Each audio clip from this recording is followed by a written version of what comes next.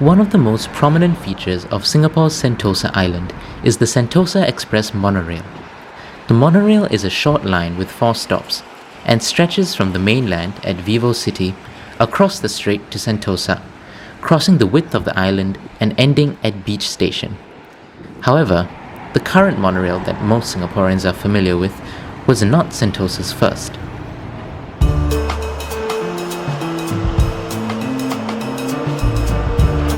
The old Sentosa Monorail, opened in 1982, was a 6.1 kilometer long line that ran a circuit around Sentosa Island. The network had 7 stations, connecting much of the western half of the island on a leisurely 40-minute journey. Initially, the monorail ran clockwise, but switched directions and ran anti-clockwise from 1994 until its closure in 2005. For the sake of simplicity, I'll be numbering the monorail stations as they originally were when the line ran clockwise. Despite being closed for nearly 2 decades, many remnants of the old monorail still exist. So what exactly has become of the old monorail, and where its stations once stood, and how much of the old system remains today?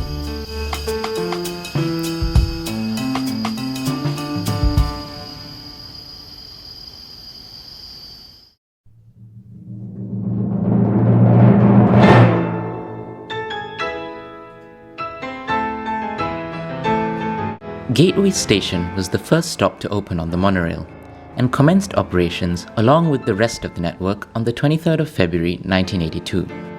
In fact, for a short while, Gateway was the only station on the network and would only be joined by 4 other stations: Ficus, Palawan Beach, Cable Car and Fort Siloso later on in the year. That being said, you might be wondering why Gateway is labelled Station 2 instead of Station 1.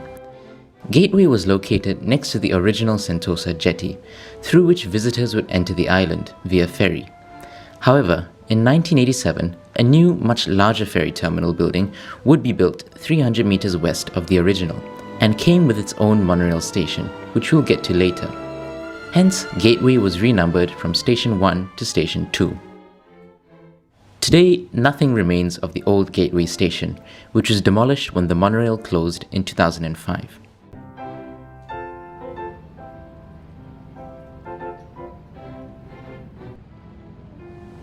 This is the site of what was once Ferry Terminal Station. Ferry Terminal Station opened in 1987, 5 years after the monorail opened.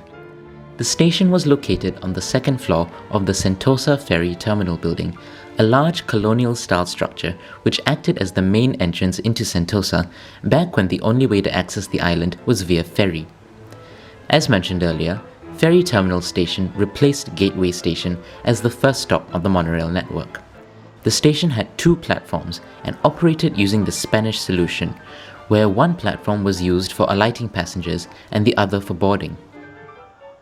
After the monorail closed in 2005, the tracks were covered up and the Ferry Terminal building remained in place until 2007, when both it and the former monorail station were demolished to make way for Resorts World Sentosa. Today, the location of the former ferry terminal still looks out towards the water. However, nothing remains of the once grand structure.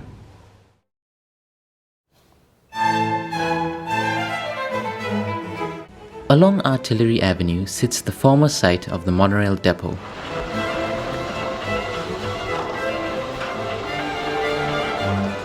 The depot stabled 13 trains built by Von Roll in Switzerland. Today, the site is still occupied by a depot, housing buses and trams instead of monorails. However, I doubt any of the original monorail depot structures still remain. Just after the monorail depot, tucked away in the forest, is the former site of Ficus Station.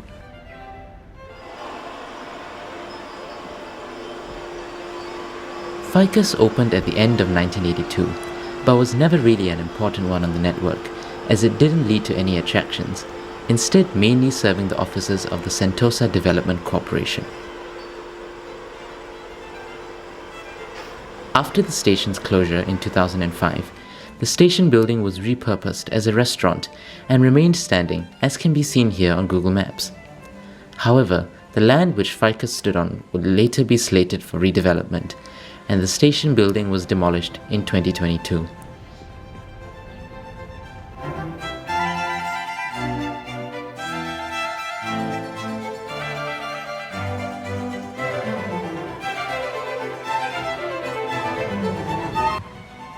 This is the approximate location of what was once Palawan Beach Station. Located along Palawan Beach, obviously, the modest station building only had a single platform, and after the monorail's closure, was converted to house food and shopping outlets, before being demolished in 2022. The location of the station has since been redeveloped, and nothing remains of it, unlike our next station. It's in the forests of Mount Imbia where the first physical remnants of the old monorail can be found. Here, some stretches of the old monorail viaducts remain in place, snaking through the forest just as they would have when the monorail was in operation.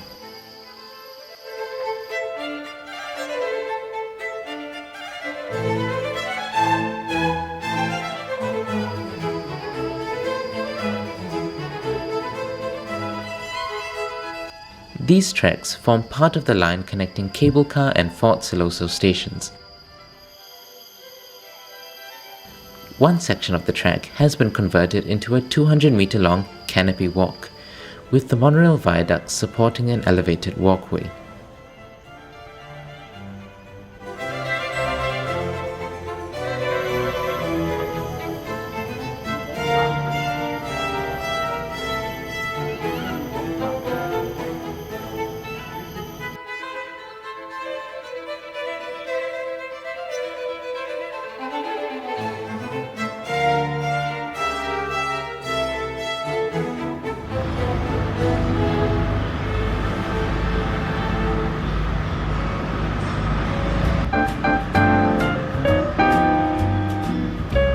Here we come across one of the only remaining station buildings of the old monorail. Cable Car Station opened in 1982 and was named after the nearby Sentosa cable car, to which it provided a connection. The station had two platforms and, much like Ferry Terminal, operated using the Spanish solution.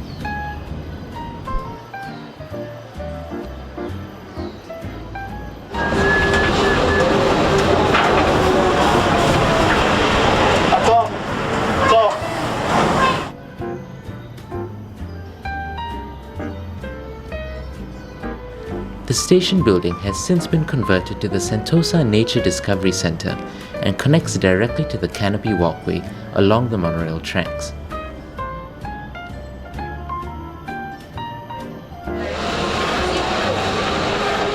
Ahead on the right is the closest nature walk.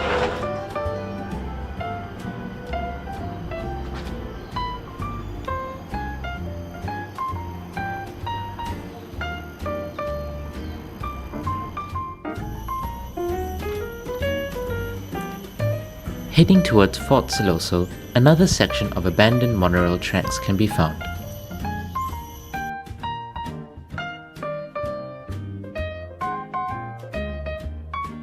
These tracks come to an end just as the route exits the forest.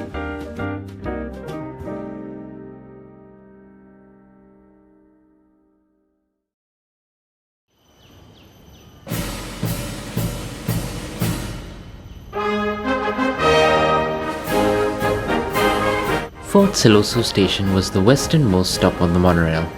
The station was built within the grounds of Fort Siloso, a former British artillery battery. The station had a single platform, and trains leaving Fort Siloso ran around a loop in front of the station as they turned eastwards back towards Ferry Terminal.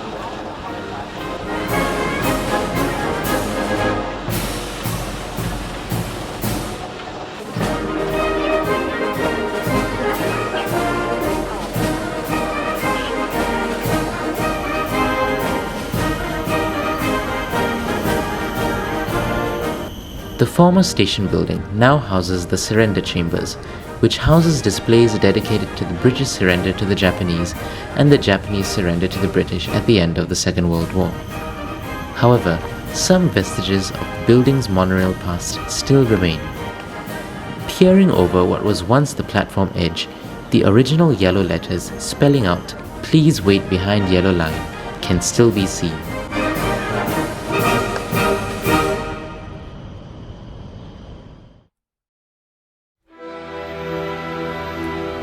Although no monorail tracks remain at Fort Siloso, their concrete footprints still remain.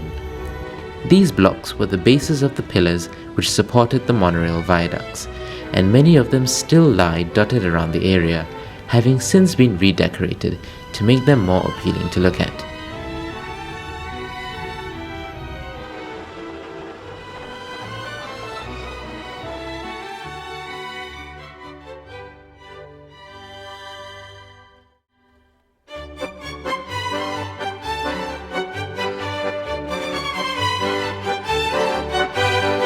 The final station on the monorail network, and its newest, was Underwater World. Opened in 1991, the station served Underwater World Singapore, which was once Sentosa's premier oceanarium. The station building had 2 platforms and operated using the Spanish solution. After the closure of the monorail, the former station building survived and was repurposed to house a stingray feeding pool, among other attractions. However, after the closure of Underwater World in 2016, the station building, along with the entire Underwater World complex, was demolished. Today, the land is occupied by a car park and eatery, and nothing remains of the old station building. From here, the monorail travelled along the coast before returning to Ferry Terminal.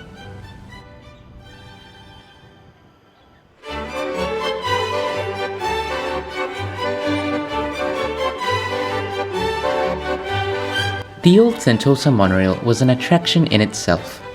Built to attract visitors to the island, the system became a beloved staple of Sentosa. However, the system did have its fair share of drawbacks. Unlike today's Sentosa Express, the Sentosa Monorail was unair-conditioned, and gradual wear and tear made the ride slow, uncomfortable, and noisy. Moreover, by 2005, the monorail was costing in excess of $1 million a year to operate, and declining popularity saw it deemed obsolete. On the night of March 16, 2005, the last Sentosa monorail pulled out of Ferry Terminal station. After the monorail's closure, its rolling stock and much of the tracks would be sold for scrap. The remnants of the old monorail serve as a reminder of a bygone era, when life in Sentosa was quieter. Today, we can only make do with the Sentosa Express, but it's nice to know that there are still reminders of the old Sentosa, when life trundled along slowly, much like the monorail itself.